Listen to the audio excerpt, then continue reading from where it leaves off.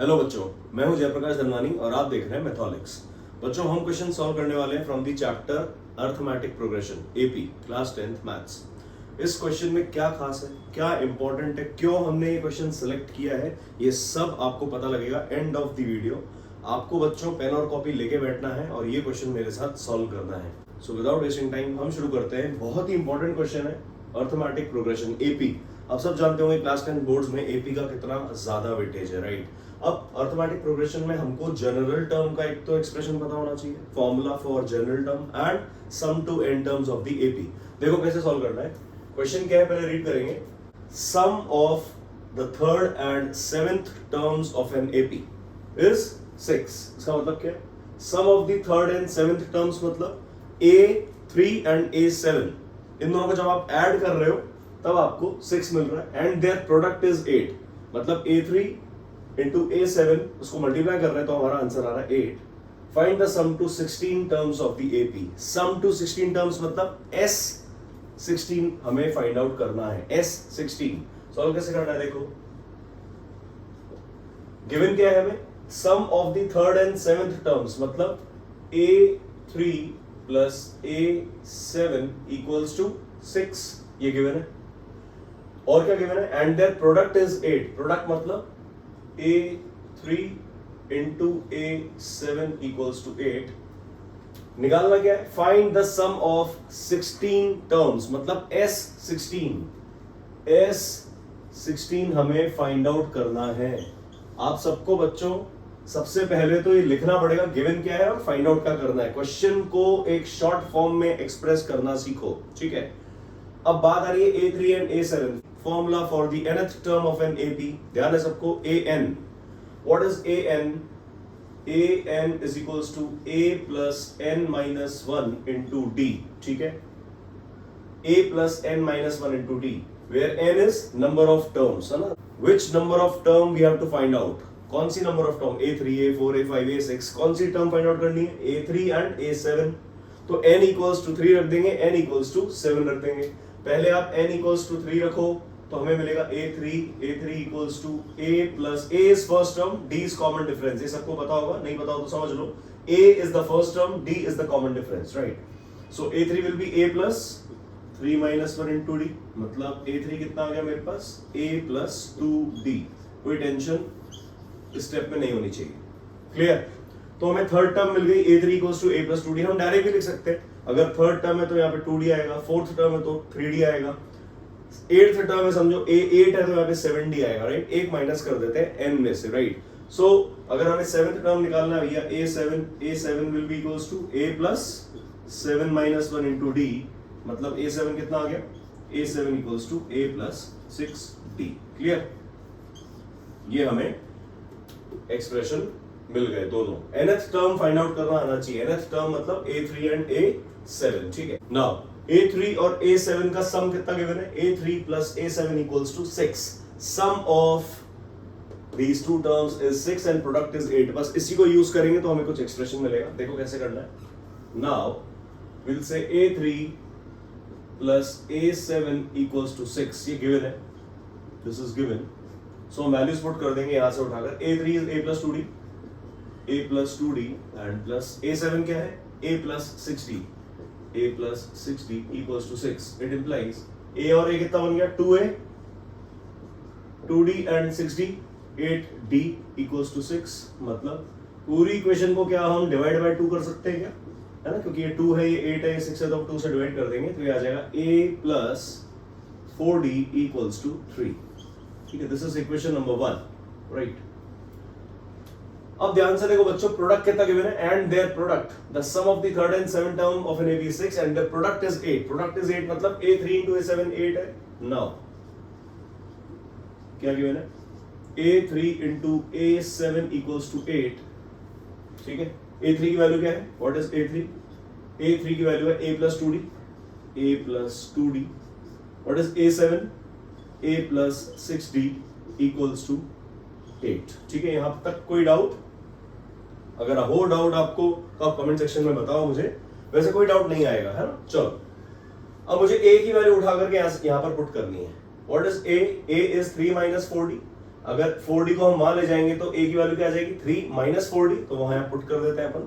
तो सिंपली हम a की जगह रख देंगे 3 माइनस 4d, और ये 2d तो सेम टू सेम लिखना है हमको, इनटू a की जगह अगेन 3 माइनस 4d। आप चाहो तो यहाँ लिख भी सकते हो, it implies a equals to 3 minus 4d, है ना। किसी बच्चे को अगर कंफ्यूजन हो रहा है तो यहाँ ये भी लिख सकता है, इसको इक्वेशन नंबर 1 कर दो, राइट। यहाँ तक क्लियर, डन। सो a की जगह हमने लिख दिया 3 माइनस 4d एंड 2d ऐसा कैसा आ गया। इधर भी a की जगह रखेंगे 3 minus 4d, 3 minus 4d plus 6d same to same, है ना, ये ऐसा कैसा इक्वल्स टू 8। नाउ ये क्या लिखा है माइनस 4d प्लस 2d बनेगा, माइनस 2d बनेगा, माइनस क्योंकि माइनस 4 बड़ा है, यहाँ पे आ जाएगा 3 माइनस 2d, इधर आ जाएगा 3 माइनस 4d और प्लस 6d कितना बनेगा plus 2d equals to 8। It implies, देखो ये लिखा है a minus b to a plus b. ध्यान से देखो बच्चों, हमें अपना दिमाग तो एकदम अलर्ट रखना होगा। अगर यहाँ पे मुझे दिख रही है कोई आइडेंटिटी तो मैं अप्लाई करूंगा, अननेसेसरली मैं क्यों ब्रैकेट ओपन करने में अपना टाइम वेस्ट करूंगा। ये 3 को 3 प्लस 2d से किया, फिर 2d को इनसे किया, क्यों मल्टीप्लाई करके मैं ब्रैकेट ओपन करूंगा जब मुझे क्लियर दिख रहा है a minus b a plus b, है ना। 3 minus 2d 3 plus 2d, a square minus b square identity. तो यहां पर क्या करेंगे, यहां पर हम लिख देंगे 3 स्क्वायर माइनस 2d का स्क्वायर इक्वल्स टू 8। सो ये आ गया 3 का स्क्वायर बनेगा 9 एंड माइनस 2d का स्क्वायर बनेगा minus 4d square equals to 8। Yes और नो, ये आ जाएगा 3 का स्क्वायर 9 एंड 2d का स्क्वायर 4d स्क्वायर, राइट। ये d है, d कंफ्यूज नहीं होना, d है, ठीक है। सो इक्वल्स टू 8 हो गया। अब ध्यान से देखो 4d स्क्वायर को अगर मैं यहीं रखूंगा तो बनेगा minus 4d square equals to 8 minus 9। Clear, 8 minus 9 क्या होता है -1, तो minus 4d square equals to -1। ठीक है, अब नेक्स्ट स्टेप आप यहां देख लो, तो d स्क्वायर कितना हो जाएगा, चलो यहां लिख देते हैं, सेम का सेम ये स्टेप कॉपी कर रहे हैं हम। -4d square equals to -1। Clear है क्या, -4d स्क्वायर इक्वल्स टू -1, ठीक है। It implies d square equals to 1/4। Clear है ना, ये माइनस माइनस कैंसिल और 4 जो है वो 1 के नीचे आ गया, तो d स्क्वायर मिल गया 1/4। अब ध्यान से देखो 1/4 किसी भी चीज का अगर स्क्वायर इक्वल्स टू समथिंग होता है, अगर इसका हम स्क्वायर रूट लेंगे तो आंसर आएगा प्लस माइनस। आप लिख दोगे 1/2, 1/2 नहीं लिखेंगे, स्क्वायर रूट लेना है 1/4 का, लेकिन प्लस माइनस के साथ में। ये बातें हम पहले भी बहुत बार डिस्कस कर चुके हैं, राइट। सो यहां पर हम लिख देंगे d will be equals two plus minus half. ठीक है, ये क्यों हुआ थोड़ा सोच के देखो, हाफ का स्क्वायर करो तो भी 1/4 आएगा, और माइनस हाफ का -1/2 का स्क्वायर करोगे तो भी 1/4 ही आएगा, है ना। Square of any number is always positive, square of positive number का भी पॉजिटिव होगा और नेगेटिव नंबर का स्क्वायर भी पॉजिटिव ही होगा। क्लियर है क्या, यस सर, ठीक है। तो d मेरे पास दो वैल्यू मिल गई है, प्लस हाफ और माइनस हाफ। तो हम केस 1 यहां ले लेंगे, case 1 when d equals to 1/2 and case 2 when d equals to -1/2। यहां तक कोई डाउट नहीं होना चाहिए, कोई दिक्कत नहीं होनी चाहिए, ठीक है। अब दो केसेस हमने क्यों लिए हैं बच्चों, क्योंकि d की दो वैल्यूज हमने फाइंड आउट करनी है, ठीक है। तो case 1 when d equals to 1/2, so a की वैल्यू फाइंड आउट करेंगे। a क्या है हमारे लिए, a का फॉर्मूला वही है, a equals to 3 - 4d, right. So a equals to 3 - 4d, that means 3 - 4 into half, that means कितना हो गया, 2 1 2 2 3 - 2, मतलब a मिल चुका है 1, ठीक है। तो केस 1 में a तो 1 है और d कितना है, d तो हाफ हमने लिया ही था। क्लियर, ये दो वैल्यूज मुझे मिल गई। अब केस 2 में ध्यान से देखेंगे, केस 2 में a इक्वल्स टू अगेन वही 3 - 4d, सो 3 - 4 into minus half, 2 1 2 2 minus minus plus, मतलब 3 + 2, तो a मिल चुका है मुझे 5 और d तो हमने माइनस हाफ लिया ही था। क्लियर है क्या, ओके।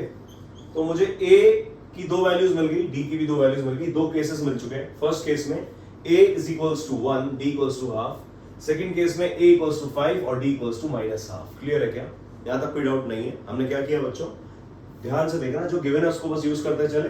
हमें a की वैल्यू मिली d की टर्म्स में, सेकंड इक्वेशन हमने प्रोडक्ट वाली लिखी, उसके अंदर वैल्यू पुट करी तो हमें एक स्क्वायर टर्म वाला d मिल गया, d स्क्वायर। तो d स्क्वायर इक्वल्स टू 1/4 आया, d मिल गया प्लस माइनस हाफ। एक केस लिया हमने d equals to 1/2, second case लिया d इक्वल्स टू -half और a की वैल्यू फाइंड आउट कर ली। बस यहां तक क्लियर। नाउ क्या पूछ रहा है, सम of 16 terms of the AP, मतलब S16 sum to n terms of the AP formula क्या होता है? Sn is equals to n by 2 into 2a plus n minus 1 into d. Yes or no? यही होता है। Sn equals to n by 2 2a plus n minus 1 into d. Case 1 में value put करेंगे, case 2 में value put करेंगे और हमारा answer आ जाएगा। वैल्यू पुट करते हैं फटाफट। Case 1 a equals to 1 d equals to half, मतलब S16 will be equals to n by 2 मतलब 16 by 2, 2a मतलब 2 into 1 plus n minus 1 कितना हो जाएगा बच्चों?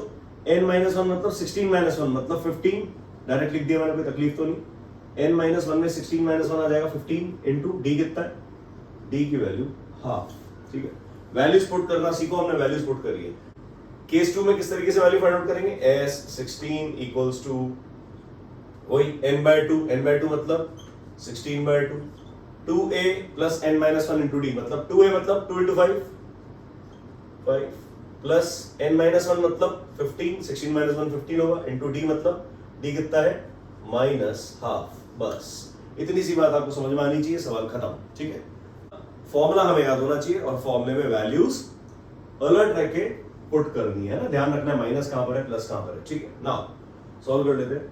16 by 2 मतलब 2 1 जा 2 8 जा, तो 8 into 2 plus 15 by 2, 2 1 जा 2, 15 into 1 by 2, 15 by 2, ये आ गया 8। एलसीएम आ जाएगा नीचे 2, ऊपर आ जाएगा 2 2 जा 4 plus 15। सॉल्व कर लेते हैं ना, 2 2 जा 4, 4 और 15 कितना होगा? 19, ठीक है। So this is 8 into 19 by 2, 2 1 जा 2 4 जा 8, 19 4 जा 76। तो S16 सम टू 16 टर्म्स, एक बार तो आ गया मेरे पास 76। केस 2 में देखते हैं 16 by 2 मतलब 8, 8 into 2 5 जा 10, ये plus minus minus 15 by 2, right. Solve कर लेंगे 8, क्या आ जाएगा? नीचे का एलसीएम 2, ऊपर क्या आ जाएगा? 2 10 जा 20, 20 minus 15 मतलब 5 by 2। आप एक स्टेप और कर लेना बच्चों, ऊपर करके लिख देना इस तरीके से 20 minus 15, है ना, हमने डायरेक्ट लिख दिया, ठीक है। नाउ 8 into 5 by 2, 2 1 जा 2 4 जा, सो S16 कितना मिल गया इसमें? S16 equals to 5 into 4 20, okay, ये आ गया मेरा आंसर। तो सम टू 16 टर्म्स एक बार 76 है और सम टू 16 टर्म्स एक बार 20 है। मेरे दो आंसर्स आ गए इस केस में, एक बार 76 आएगा और एक बार 20 आएगा, राइट। आप बच्चों सिर्फ इतना ध्यान रखो कि जो डेटा आपको गिवन है उसको आपको पहले तो नोट डाउन करना है इस तरीके से, इस तरीके से आपको पहले डेटा नोट करना है, नोट इट डाउन, है ना, नोट दिस, नोट दिस, बहुत इंपॉर्टेंट है। जो डेटा गिवन है उसको यूज करना, and what you have to find out also note this. अगर आप ये सब चीजें बच्चों फॉलो करोगे ना, बिलीव मी, क्वेश्चन सॉल्व करना बहुत इजी हो जाएगा। नोटिंग बहुत बहुत बहुत ज्यादा जरूरी है, क्योंकि हम क्वेश्चन में ही उलझ के रह जाते हैं कि यार सवाल में गिवन क्या है और सॉल्व क्या करना है। तो पहले 1 मिनट आपको क्या करना है? First 1 minute of question reading, पढ़ो क्वेश्चन को, जो डेटा गिवन है उसको ऐसे शॉर्ट फॉर्म में लिखना सीखो, जो फाइंड आउट करना है उसको भी शॉर्ट फॉर्म में लिखना सीखो, and then proceed. Note down करने से क्या फायदा होगा बच्चों? हमें ध्यान रहेगा कि हमें कौन सा फॉर्मूला यूज करना है, क्या डेटा गिवन है, क्या यूज करना है, सब कुछ शॉर्ट फॉर्म में लिखना बहुत बहुत बहुत ज्यादा जरूरी है, राइट। सो आई गेस आपको वीडियो अच्छा लगा होगा। अर्थमेटिक प्रोग्रेशन हमने स्टार्ट किया है बच्चों, एंड ये एक इंपॉर्टेंट क्वेश्चन है। अब से बच्चों हम लोग क्या करेंगे, इंपॉर्टेंट क्वेश्चंस जो इस तरीके के डिफिकल्ट क्वेश्चंस हैं उनका वीडियो आपको अलग से मिला करेगा। हर चैप्टर में एटलीस्ट 10 क्वेश्चंस मैंने ऐसे सेलेक्ट किए हैं। 4 चैप्टर हम ऑलरेडी कर चुके हैं, this is the 5th one. Her chapter में बच्चों मैं आपको 10 ऐसे क्वेश्चन दूंगा, 10 क्वेश्चंस जिसमें पूरा चैप्टर कवर हो जाएगा, चैप्टर की पूरी थ्योरी कवर हो जाएगी, आपका टाइम ज्यादा वेस्ट नहीं होगा, राइट। 10 क्वेश्चंस में आपको सिर्फ और सिर्फ इंपॉर्टेंट एंड डिफिकल्ट क्वेश्चंस मिलेंगे। इससे क्या होगा, आपका बोर्ड लेवल का जो क्वेश्चन सॉल्विंग प्रैक्टिस है वो इजी हो जाएगी, राइट। तो एक्चुअली जो बोर्ड लेवल के क्वेश्चंस है वो आपको इजी लगने लगेंगे, है कि नहीं। आप इतना इजी फील करोगे ना उनके साथ कि आपको लगेगा कि यार ये क्या पेपर आ गया और हमने इसको इस तरीके से एक झटके में सॉल्व कर दिया, और ऐसा होगा। आप through out the year follow करो जो मैं आपको बोल रहा हूँ, बातों को मानना सीखो, है ना। पेन कॉपी लेके बैठो, क्वेश्चन सॉल्व करो ना। कितना टाइम लगेगा? मुझे कितना टाइम लगा, आपको उससे तो कम ही लगेगा, क्योंकि मैंने आपको एक्सप्लेन भी किया है, उसमें भी टाइम लगता है, राइट। तो आप फटाफट से बच्चों क्वेश्चन पहले कॉपी करो, ऐसा नहीं कि क्वेश्चन छोड़ दिया आपने, नहीं। आप पेन कॉपी ले रहे हो, इसका मतलब सिर्फ सॉल्व नहीं करना है आपको, पहले क्वेश्चन भी फिगर आउट करना है। पहले क्वेश्चन को कॉपी करो अपनी नोटबुक में, उसके बाद डेटा जो गिवन है उसको खुद से लिखो एंड देन सॉल्व, और फिर देखो आपका आंसर आ रहा है कि नहीं आ रहा। ठीक है, तो आई गेस आपको वीडियो अच्छा लगा होगा। वीडियो अच्छा लगा तो फटाक से चैनल को सब्सक्राइब करो and do press the bell icon, क्योंकि बेल आइकन प्रेस करने से ही आपको पता लगेगा कि जय सर ने एक वीडियो अपलोड किया है जो डेफिनेटली आपकी हेल्प करने वाला है। So again this is Jai Prakash Dhanwani from Matholics. Thank you.